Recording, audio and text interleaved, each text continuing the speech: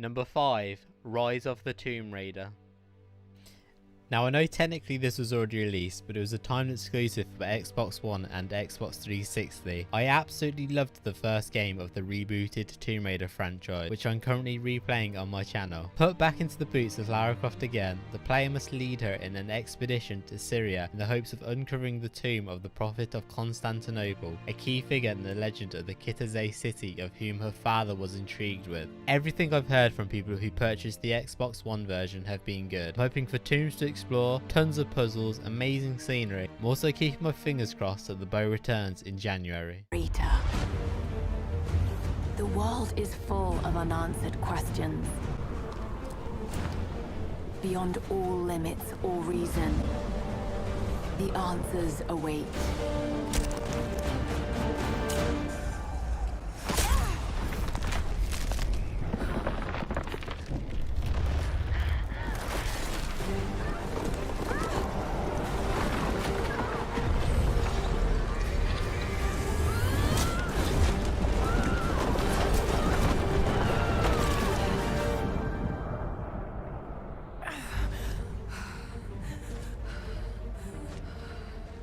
For some, discovering the secrets of the world is the only way to live. Number 4. Far Cry Primal. This one may be controversial, but for me the Far Cry series have been a lot of fun. I always get them on the PS4 over the PC as I love getting 100% on them. The last one in the franchise felt a lot like Far Cry 3.5 over 4, but I still enjoyed it. In Ubisoft's newest addition to the franchise, we get taken back to the Stone Age in the form of a character called Takar, a hunter who is left stranded after an ambush from presumably a hostile tribe. The game will make you forage for food, craft weapons, which means no more shops, create fire to ward off cats and other enemies in the night. However, the biggest reveal of this game seems to be the ability to tame anything, from eagles to saber-toothed cats. Who knows what else you can tame in Far Cry Primal. Sushash Karticha.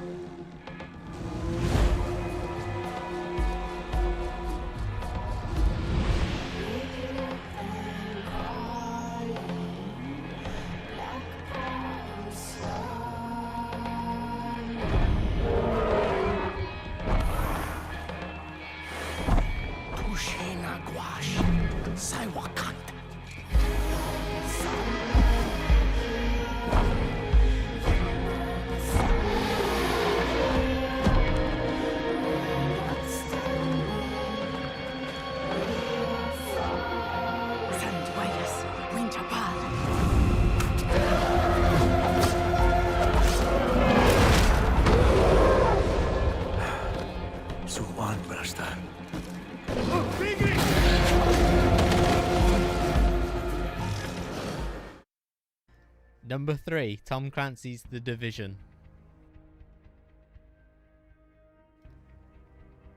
Please be good is the main thing I want to say about this game. Tom Clancy games have been so hit or miss for me the past few years.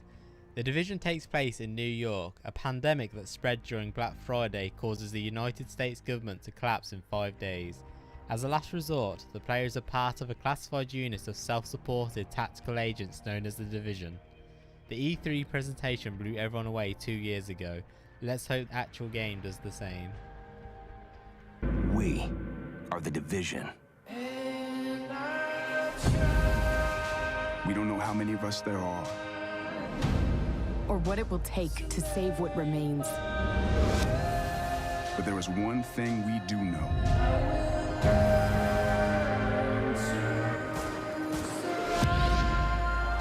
There cannot be any hope for tomorrow if we don't fight for today.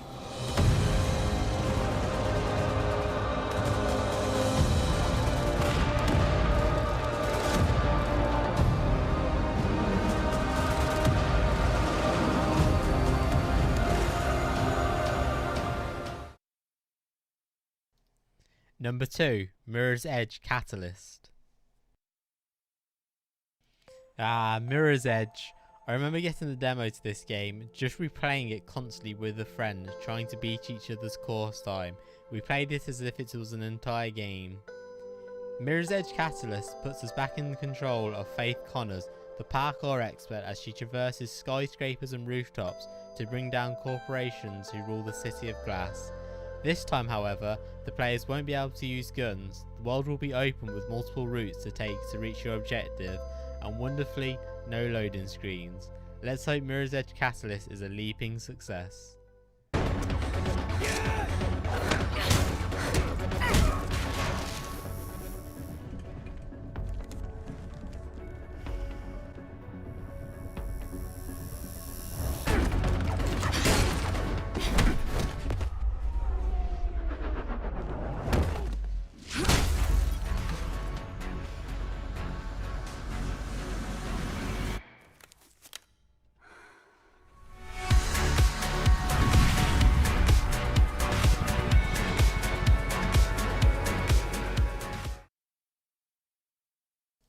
Number 1, Uncharted 4, A Thief's End.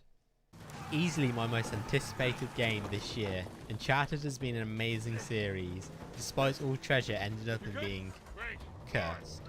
The Uncharted series, in my opinion, is the closest thing games have to an action-adventure movie. The set pieces are fantastic, the well-timed comedy, and the witty but charming protagonist, Nathan Drake.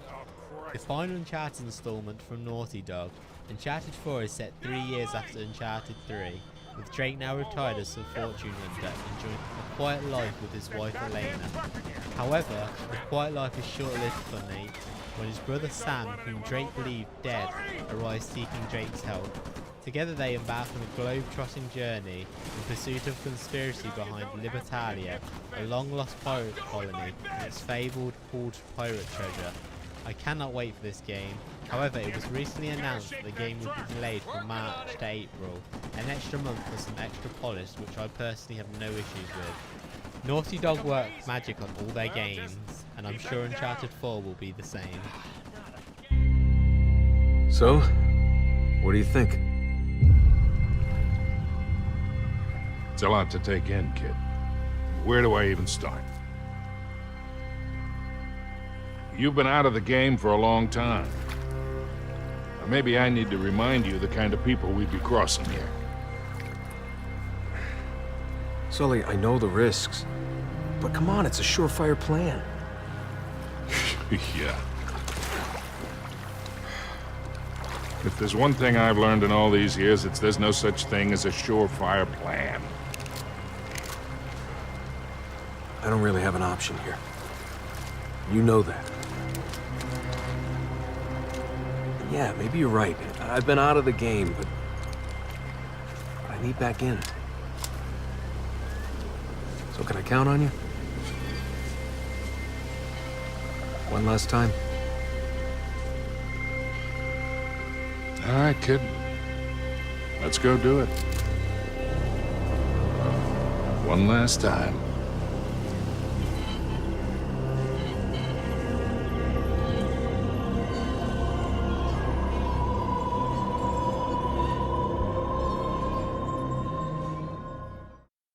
And there we go, there's the games that I'm most looking forward to in this upcoming year. Let me know in the comments below what games you're all looking forward to the most this year.